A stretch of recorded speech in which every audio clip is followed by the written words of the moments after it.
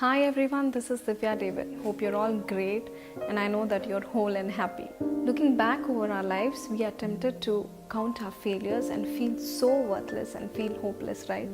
But then our God is a God who restores our failures. I have good news for you. For those who failed in any part of your life, God is going to restore you back again. A young businessman recently took his life. You know why? Because he was unable to face the failure in his life. His business was a prosperous business, but every effort to rescue the business failed. And then one day he shot himself. How sad and pathetic it is, my friend. The society which we live in do not tolerate failure, nor do they respect those who are unsuccessful in their lives. But let me tell you that our God is a wonderful God and He does not have the same attitude. My friend, God is in the business of restoring failures. And a classic example was a very young man named Mark, and we all know this John Mark was a cousin of Barnabas. Not only that, he was a traveling companion of Paul and also a spiritual son for Peter. When Paul and Barnabas determined to take John Mark along with them on their missionary trips, John Mark became homesick and he started crying a lot and he had to go back home.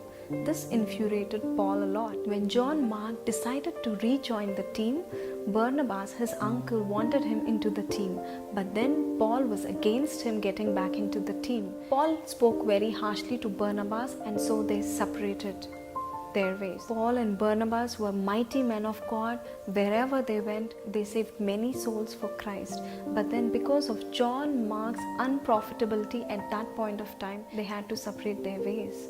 My friend, if we are in a position where we are not useful for ministry or business or job, my friend, we cause clutter or confusion or disagreement in the family or in the business or in the job or in the ministry. In the same way, Mark was labeled as a failure and nobody wanted him to be their minister.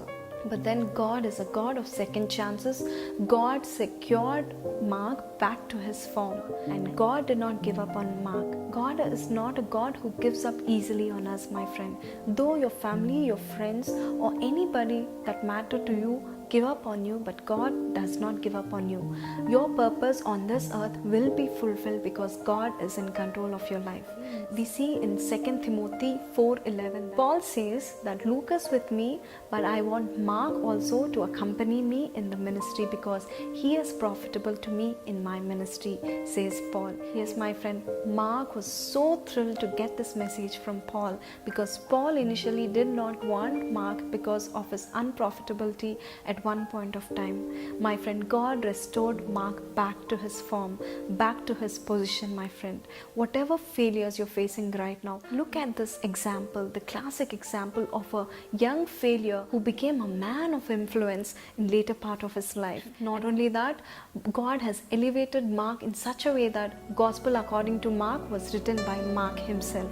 Out of failure, God had raised a young giant and he was Mark. If God had raised Mark, God will definitely raise you up, my friend. Whatever failure you've been through, don't count your failures. From today onwards, you would see God's favor upon your life because He's in the business of restoring your failures. If you're encouraged by this message, please share, like, and subscribe on YouTube for more of my messages. If you wish to talk to us, please contact us through Gmail or Facebook. God bless you. Have a blessed day.